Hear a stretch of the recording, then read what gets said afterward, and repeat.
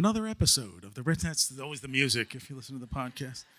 Good morning, everyone. Again, I am pleased to have up here with me a gentleman who I was not familiar with, actually.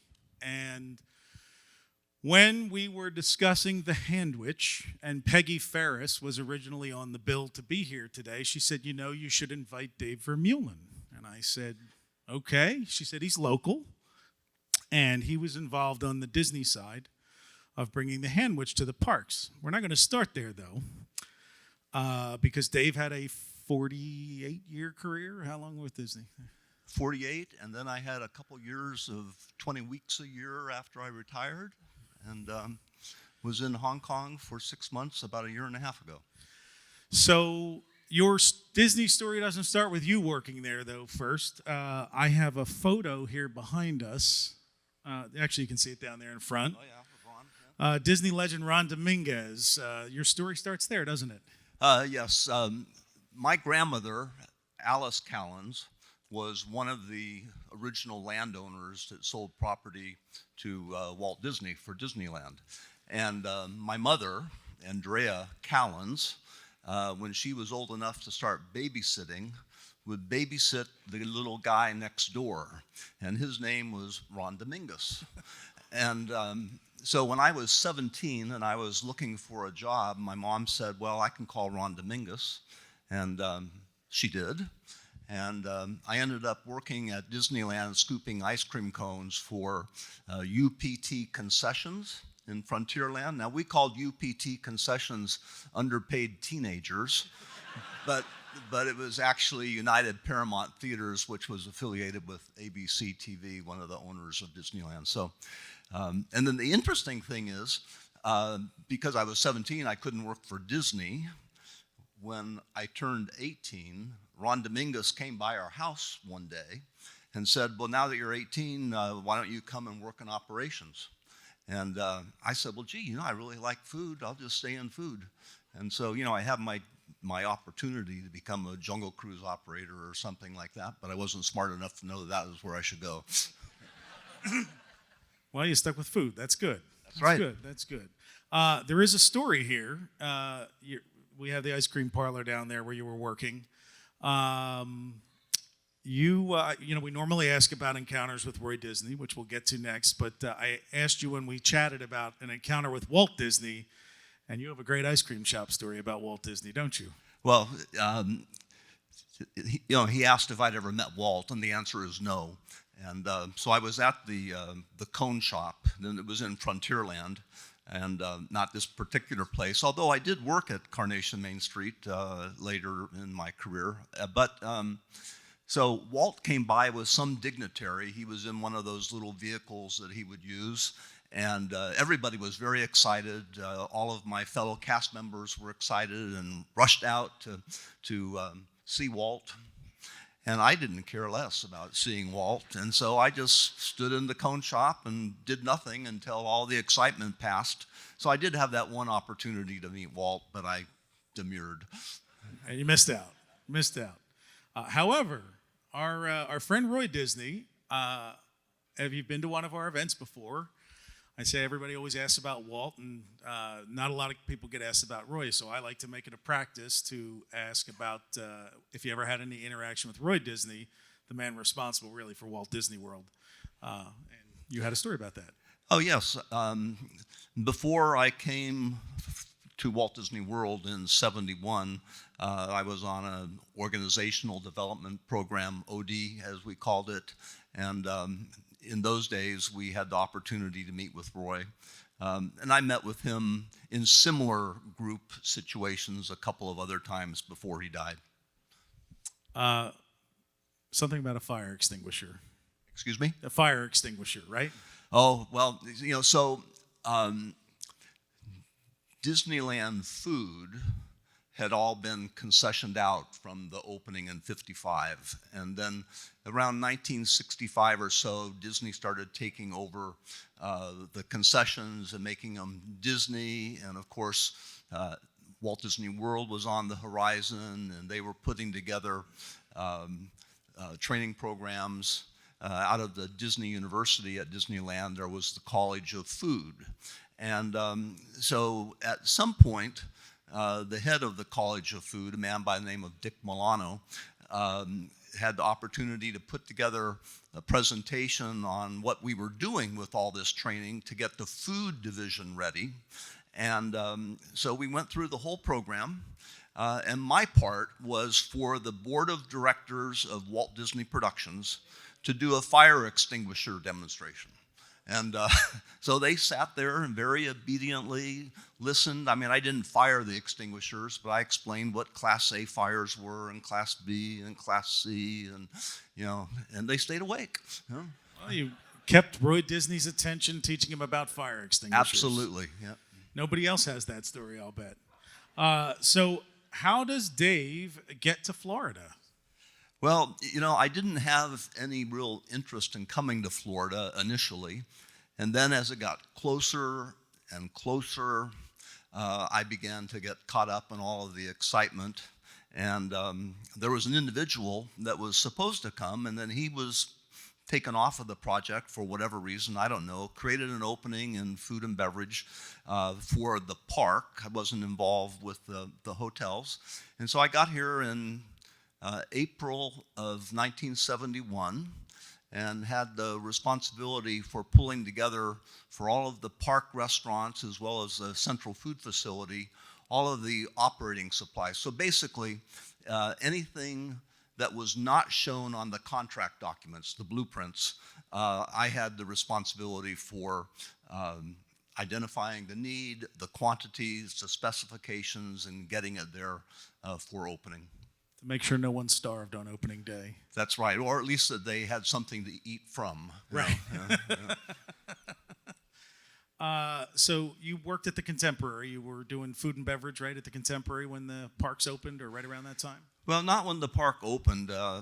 When the park opened, I was doing other things, but my first day as the food and beverage manager for the Contemporary was December 31st, so New Year's Eve of 1973. And who was performing in Top of the World that night? Oh, bound to have been somebody. There was a problem at the Contemporary during your tenure, not your problem, but that you helped solve, which was throughout the Walt Disney World, was lack of restaurants and ability to feed people. Yeah, we were just getting killed, especially in the early days. I don't think from a planning standpoint, people fully appreciated how attractive the tower building was going to be as you came through on the monorail. And people, when they were leaving the park, stopped at the Contemporary, the Polynesian as well. And we were just serving thousands and thousands of people that hadn't been planned for, and converting bars to restaurants. And the Top of the World, since you mentioned it, was going to be just a supper club with the entertainment, and we opened it up as a buffet breakfast and lunch facility. Many other examples that we had to deal with. Yeah, I have a couple of pictures there, especially the one on the left where they just converted other spaces to dining spaces in the lobby and the Grand Canyon Concourse. And then you were doing also food and beverage management or general manager at the Polynesian, right? Yes, at some point I became GM of the Contemporary, and then later moved over as general manager for the Polynesian Village. So the Contemporary was the flagship resort. The Polynesian was the favorite of the Disney family to stay at when they came to town. General manager of those hotels. Any celebrity stories that you remember? John Lennon being there, Christmas 1974, anything like that? Well, John asked me not to talk about that. That's the best answer we've ever gotten. Yeah. That's the best answer we've ever gotten. And I'm still in touch with him. That's it. 1978, I think you were still in charge over there. They did the first Longhouse editions. 1978 or in that era. That era. Yeah. But your next job, which we're really excited to talk to him about, is the one you all want to hear about. There's the beautiful Polynesian Resort. You had a really interesting job from 1981 to 1982. The company had decided that it wanted to develop the Mediterranean, the Venetian resort.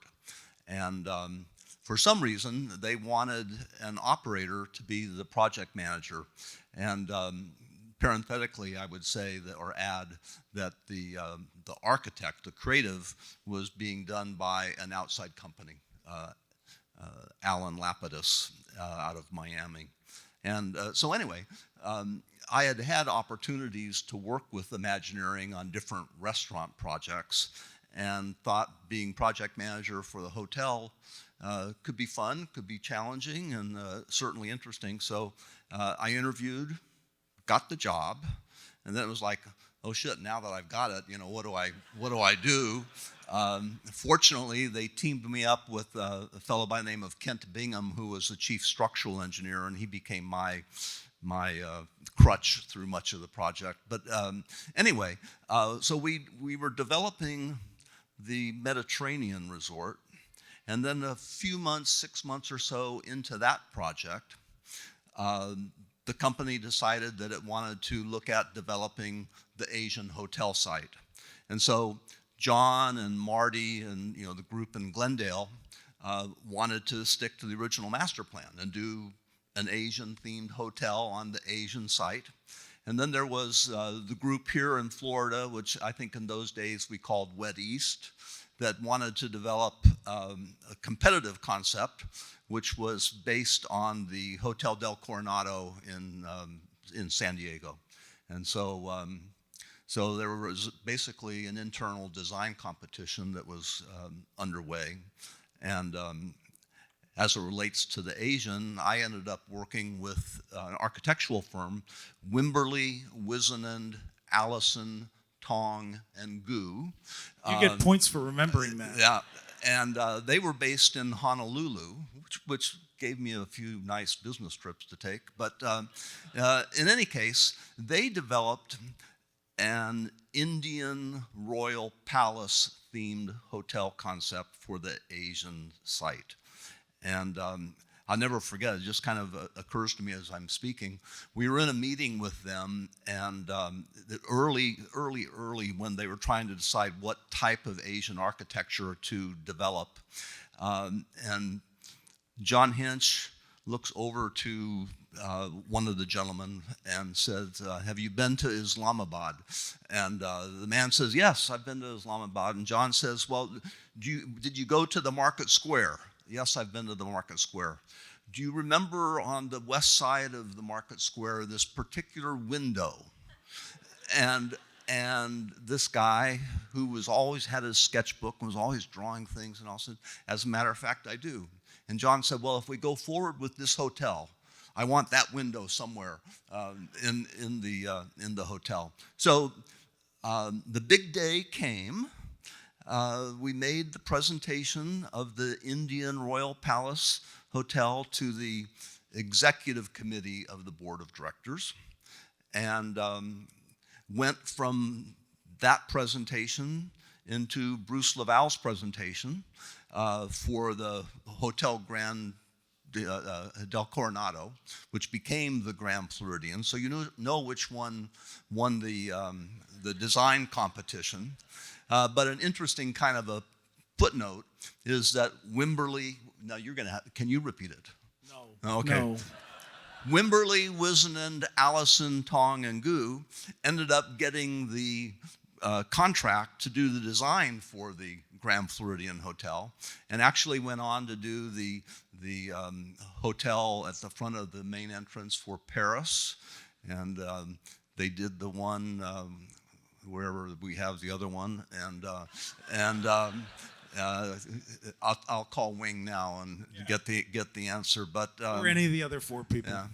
And then as it related to going back to the Mediterranean, which was my original assignment, we presented it, and if you've noticed, it never got built. And it was a fun project, but I remember Ron Miller, as we went through the whole thing. Ron sat there, he was pretty silent, and he finally said, to me, it just looks like so many apartment complexes right here in Southern California. I just don't like the design. Now, the other thing to say is at that time we had EPCOT under construction. Although it didn't cost us anything, we had a lot of talent invested in the development of the Tokyo Disneyland project. The company was moving forward, hadn't launched, but moving forward with the Disney Channel. So Disney had a pretty full plate of things going on. But regardless, both of my projects failed to come to fruition. And then you got a big job, which was you became Mr. Grand Opening. Yeah. So I was, both of these projects are shut down. And so I'm employed, but don't have a job. And I was given the opportunity, declined, but I was given the opportunity to be the project manager for Horizons.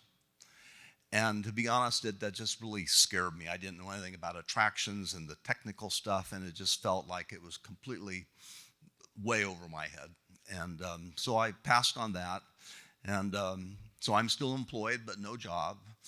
And then I got a call asking me if I would be interested in coordinating all of the grand opening events, the October 22, 23, 24 events for the grand opening of EPCOT. I had nothing to do with all of the individual events for each pavilion and so on and so forth.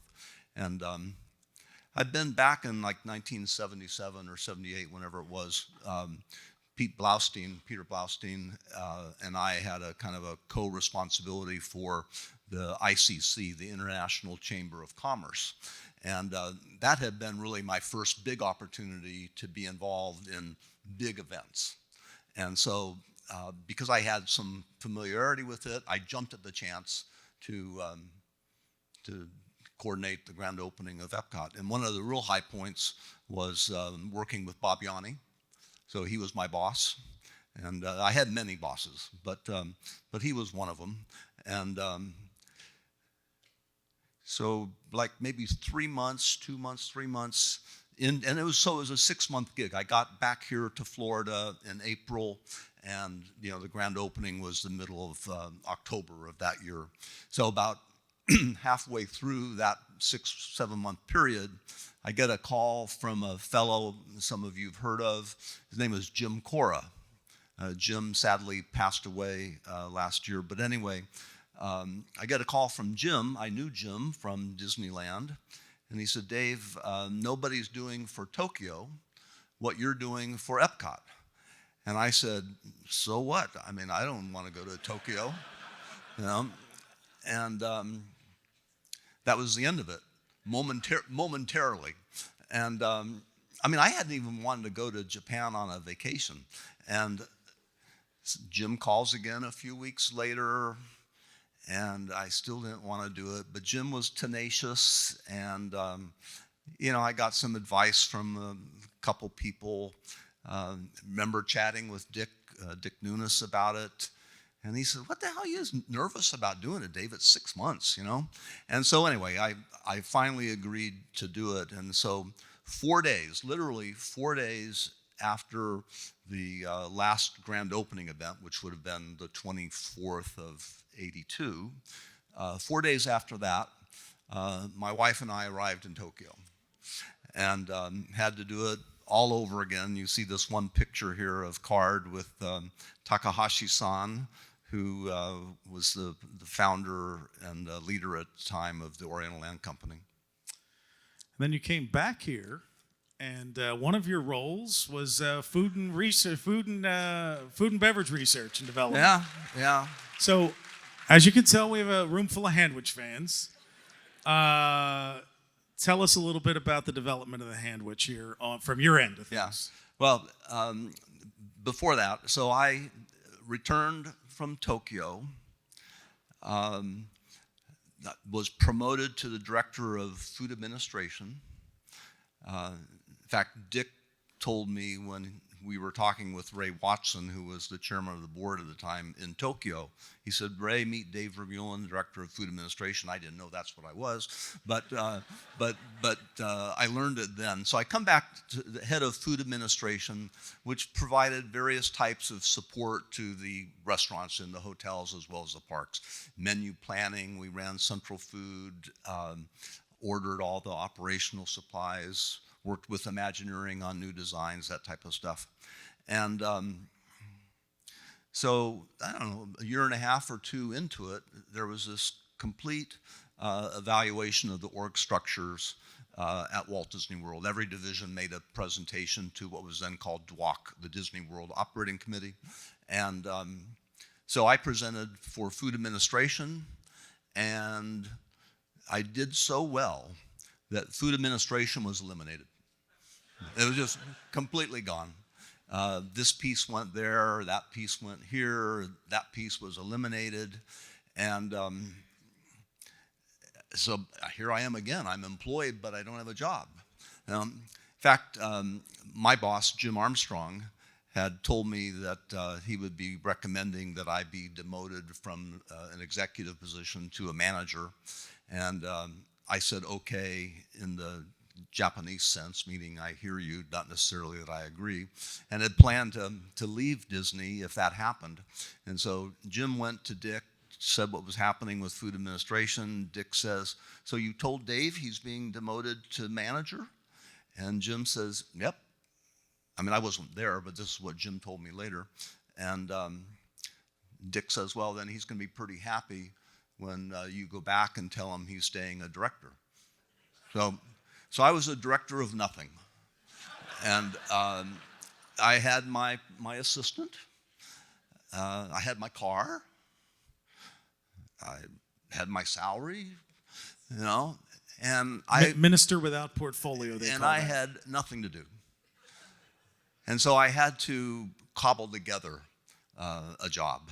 So I started getting involved with Bruce Laval and the planning of the Disney MGM studio restaurants. It was very early, but there was already a few meetings happening with Imagineering and Glendale reference the Disneyland or Euro Disney as it was then called project. And so I was frequently going to Imagineering. And I knew a lot of people at Imagineering. Peggy, you made reference to Peggy. She and I worked together on a few things. And I learned that Imagineering had been challenged by Michael and Frank to develop some interesting and innovative food concepts. And they had people working on sketches and doing this and that. And so I was able to insert myself into that process.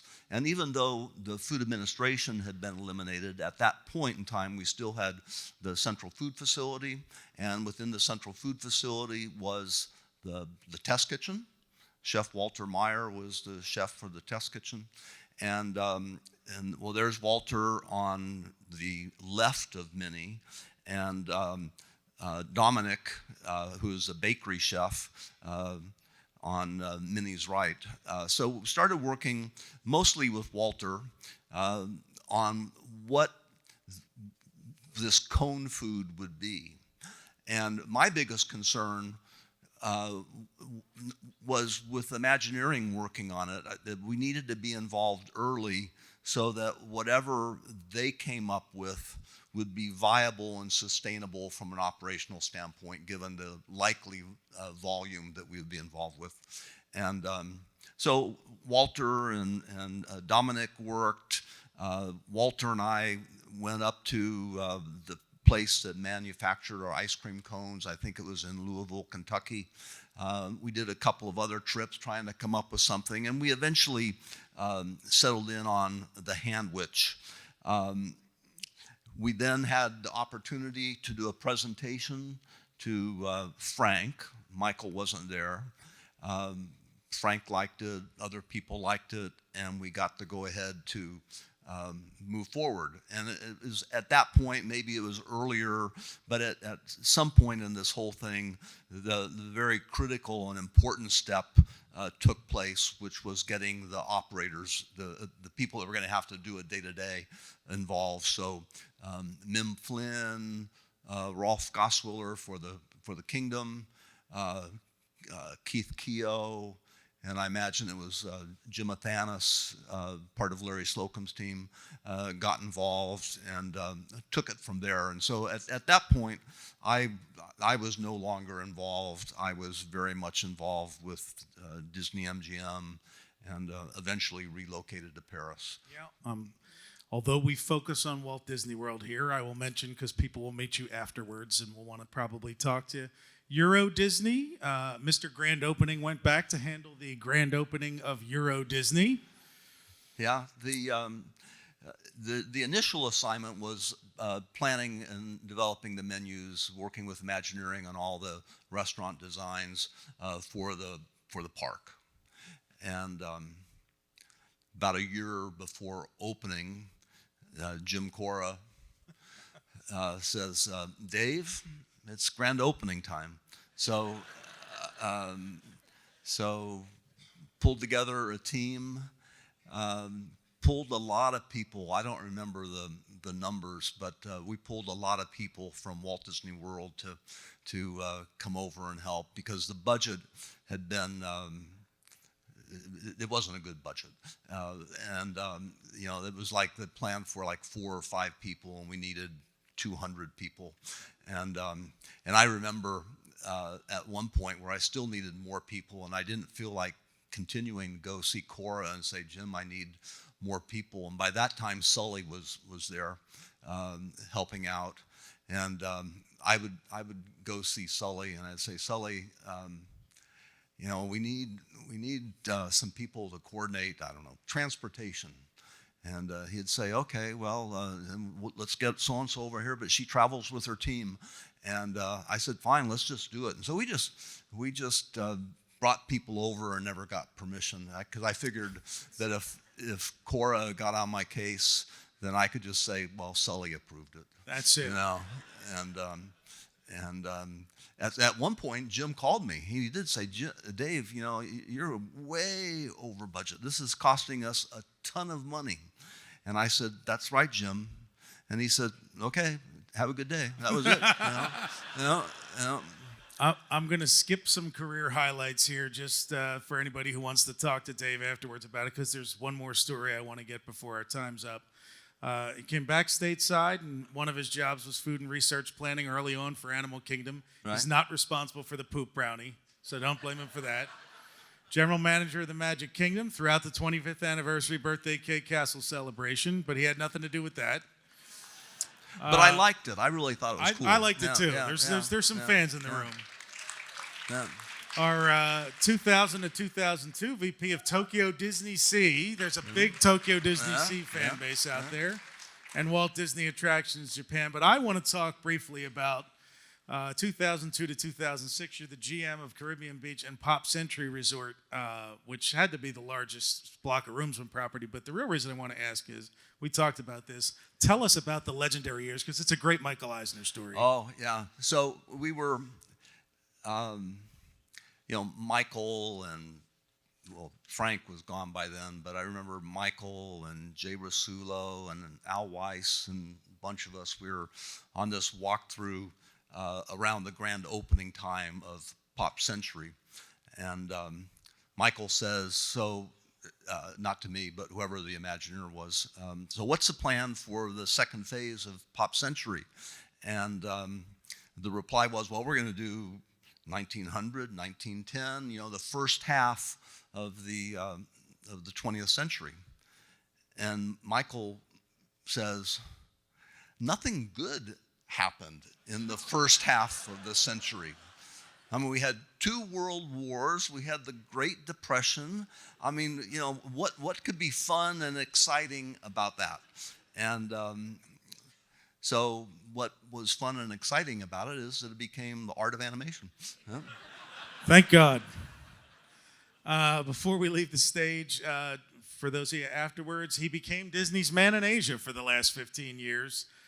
Roles at Hong Kong Disneyland, Disney Attractions Asia, Shanghai Disneyland. For a guy who never had any interest in going to Japan, you sure spent a lot of time in Asia. Well, actually, and I love Japan. Japan, if you've had a chance to go there, you know it's just a wonderful place. I'm just talking about the entire country.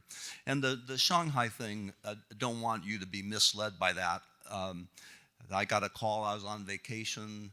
It was in Wales, I guess, and there had been a sudden leadership change. Mike Crawford had left the company, and they hadn't decided yet who was going to be the managing director. This was pre-opening during the construction phase.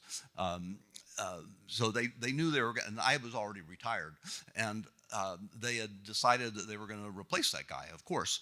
And asked if I would come in on an interim basis. So I was there for 3-4 months as managing director for Shanghai Disneyland, and it was a great time. Unfortunately, I've not been there to see the finished product, but spent a lot of time in Hong Kong and ditto with Japan. Well, thank you, Dave Vermeulen, for 48 years of service to this company. Appreciate it a great deal.